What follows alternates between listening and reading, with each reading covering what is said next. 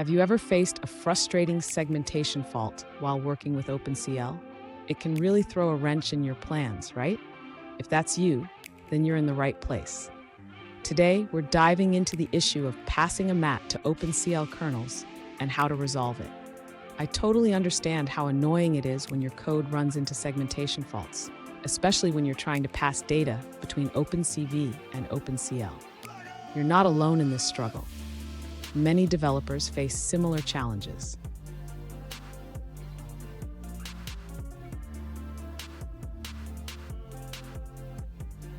Here's the specific situation we're looking at. One user recently asked, "Why am I getting a segmentation fault when passing an OpenCV mat to my OpenCL kernel?" They mentioned that their FPGA doesn't support OpenCV's OpenCL, which adds to the complexity.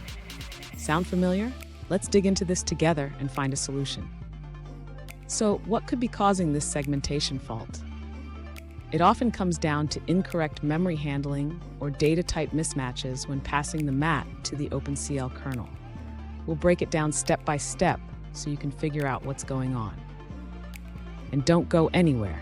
I've got a crucial tip at the end that will help you avoid segmentation faults in the future. To resolve the segmentation fault issue, the user should first ensure that the correct data types are being used for the OpenCL buffers. In the original code, the user was using uint instead of uchar for the image data. Next, the user should ensure that the image data is correctly passed to the OpenCL buffer. This involves using the data attribute of the OpenCV mat object when enqueuing the right buffer. After setting the kernel arguments, the user should verify that the global work size is correctly defined. This ensures that the kernel processes the entire image. Finally, the user should check the output after reading the buffer back from the OpenCL kernel. This includes ensuring that the output image is written correctly to a file. Did you know? The first segmentation faults were caused by simple memory mismanagement, and they still haunt developers today. But with the right practices, you can keep them at bay. Now let's look at the answers provided by other users.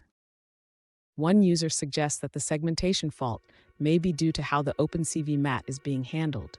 They point out that the data for the mat is stored in img.data, which is a uchar pointer. Since you're using uint, this could lead to memory issues.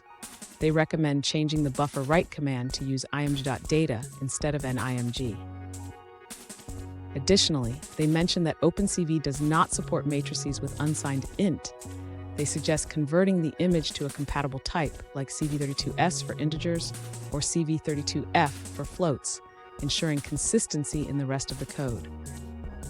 Here's the crucial tip I promised. Always validate your data types and check for errors after OpenCL calls. This habit can save you hours of debugging in the long run. And there you have it. With these adjustments, you should be able to pass your OpenCV mat to the OpenCL kernel without encountering segmentation faults. Remember, careful memory management is key. If you found this helpful, hit the subscribe button for more tips and don't miss our bonus tip on optimizing OpenCL performance.